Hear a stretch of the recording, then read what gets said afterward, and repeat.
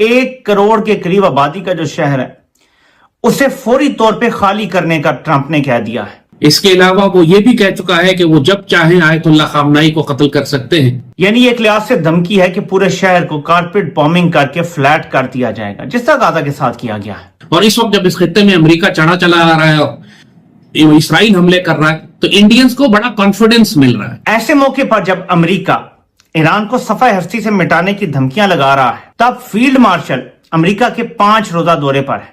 ये वहां क्या कर रहा है? इसीलिए मोदी अभी गया है माल्टा, ग्रीस गया है और माल्टा में जाके उतरा है या ग्रीस में उतरा है, वहां साइप्रस में, वहां जाके इसने नेतन्याहू से मुलाकात की और ये डिसाइड किया है कि आपस में मिलकर पाकिस्तान के खिलाफ जंगी स्ट्रेटजी क्या बनाई जाए। मुझे यकीन है कि इसराइल ने उससे कहा होगा कि फौरी तौर पर पाकिस्तान पर हमला करो। नेतन्याहू और मोदी का आपस में इंटरेक्शन देख लें तो ये दोनों एक बात पे यकीनन मुत्तफिक है कि पाकिस्तान इनकी नजरों में खटकता है और खटकता रहेगा। मैं आपको बता रहा हूं, जर्नैलों को गारंटी दे दी गई कि हमने ईरान को सफाई हस्ती से मिटाना है और हम पीछे नहीं हटेंगे, कोई डील नहीं होगी, तो ये जर्नैल लेट जाएंगे आगे और ये कहेंगे तुम दो।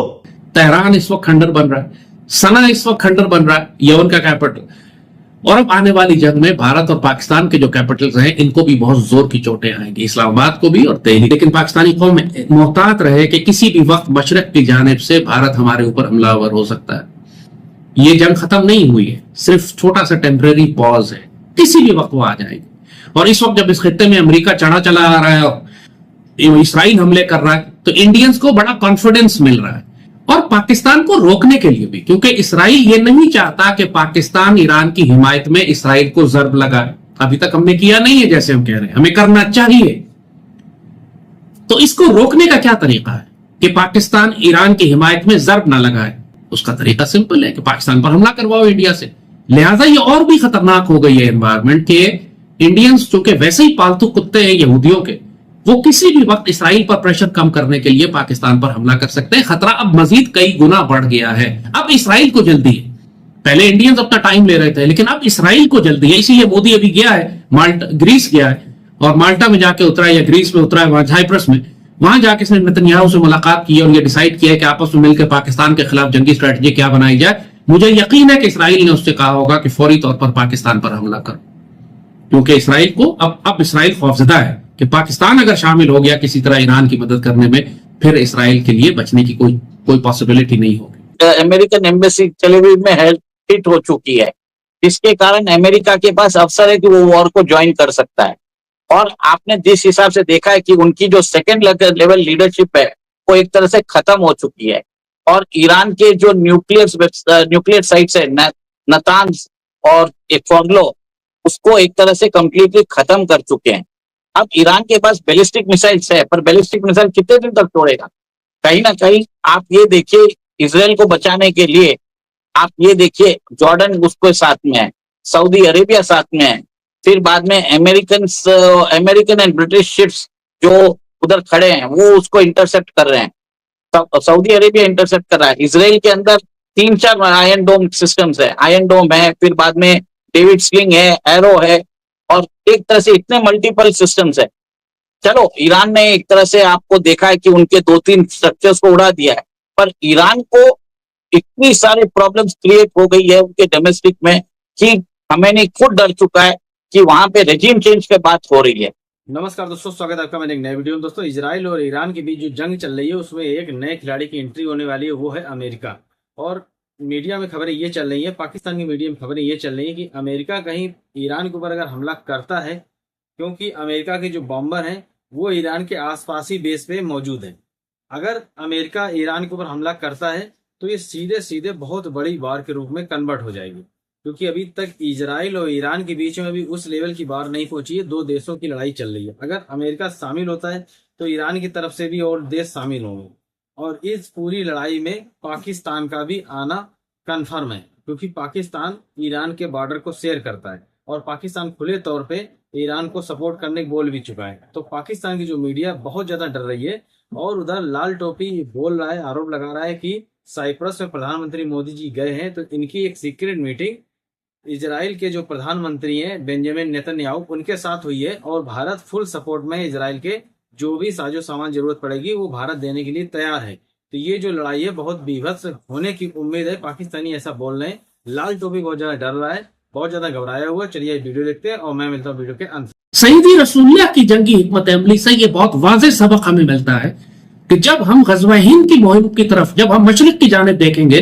ग़ज़वा हिंद के लिए देखेंगे, अपनी फाइनल डिसाइसिव फतह मक्का की तरफ जाएंगे, तो हमें अपनी पुष्ट हर हाल में महफूज करनी है। हमें इसराइल को इतना तबाह कर देना है कम अज कम कि वो किसी सूरत में भारत की दोबारा मदद ना कर सके, ना भारत को ड्रोन फराहम कर सके, ना कोई असलाह दे सके, ना कोई हथियार दे सके। ये हमारे पास एक बेहतरीन मौका है कि जब खित्ते में एक बहुत बड़ी जंग शुरू हो चुकी है, हजारों रॉकेट और मिसाइल चारों तरफ एक दूसरे के ऊपर फ्लाई कर रहे हैं, हमारी पुष्ट पर चीन और नॉर्थ कोरिया और रूस जैसी ताकतें खड़ी हैं, तुर्की हमारे साथ है, मुसलमान दुनिया का एक ब्लॉक है, मुसलमान पूरी उम्मत पाकिस्तान को सपोर्ट कर रही है। ये हमारे इंटेलिजेंस एजेंसीज और हुक्मरानों का काम है कि रास्ता तलाश करें कि किस तरह हम इस फॉग ऑफ वॉर में इसराइल को एक तबाहकुन शिकस्त दे सकते हैं, उसको नुकसान पहुंचा सकते हैं। पाकिस्तान को इस किस्म के काम करने का बहुत अच्छी तरह का तजुर्बा है। हमने सोवियत यूनियन को भी इस तरह तबाह किया कि दुनिया में कोई हमारे ऊपर उंगली नहीं उठा सकता था। हमने जब उस एक और सुपर पावर अफगानिस्तान में आई तो हमने अमेरिकियों को इस तरह जलील किया कि उनको पता ही न लगा कि उनको मारा किसने। अब यही काम हम इसराइल के खिलाफ हमें करना है।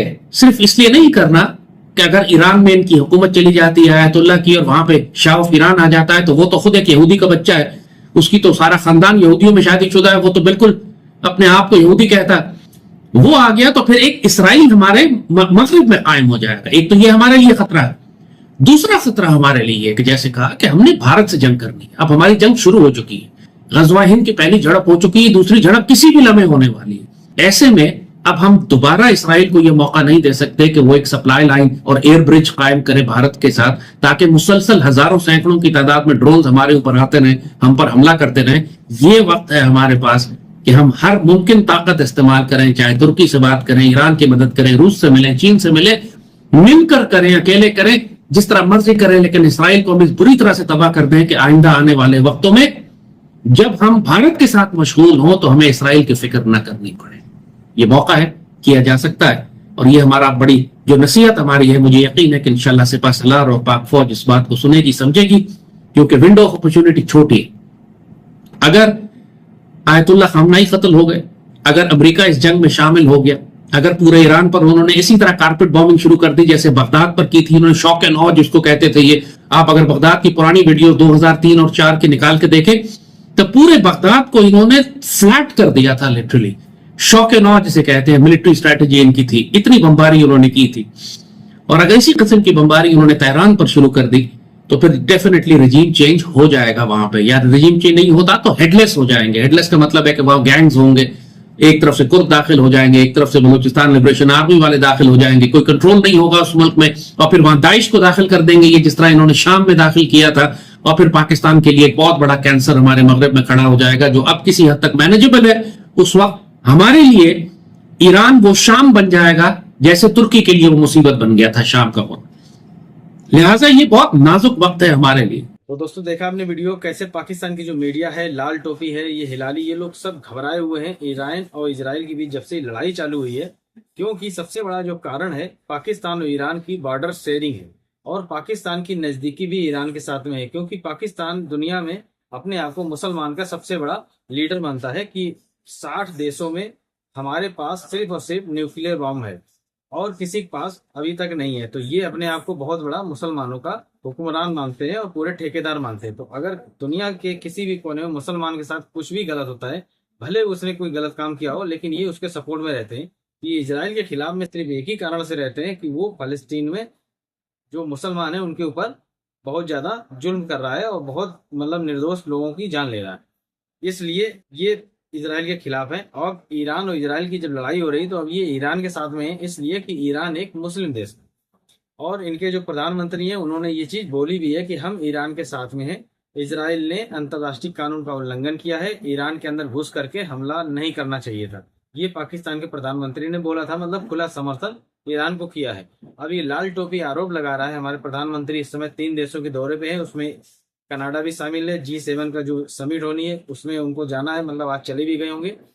इस सबसे पहले जो इनके दौरे का पहला देश था साइप्रस, वहां पर लाल टोपी आरोप लगा रहा है कि प्रधानमंत्री मोदी और बेंजामिन नेतन्याहू की एक सीक्रेट मीटिंग हुई है, जिसमें जो भी डीलें हुई हो ईरान और इजराइल की लड़ाई को लेकर के ही डीले हुई होंगी और भारत लगभग पूरा समर्थन इजराइल को करेगा और भारत पहले से भी इजराइल को समर्थन कर रहा है और उधर अमेरिका भी इजराइल के समर्थन में उतर सकता है या उतरने वाला है। अगर कहीं ऐसा होता है तो सिचुएशन बहुत खराब होने वाली है, क्योंकि पाकिस्तान का जो बॉर्डर है ईरान से लगा हुआ है और पाकिस्तान इस लड़ाई को डिनाई नहीं कर सकता। तो पाकिस्तान की जो मीडिया है बहुत ज्यादा डर गई है, बहुत घबराई हुई है। बाकी दोस्तों आप लोगों ने पूरा वीडियो देखा ही, अगर चैनल नहीं सब्सक्राइब किया तो कृपया चैनल सब्सक्राइब करें, वीडियो को लाइक करें, वीडियो शेयर करें।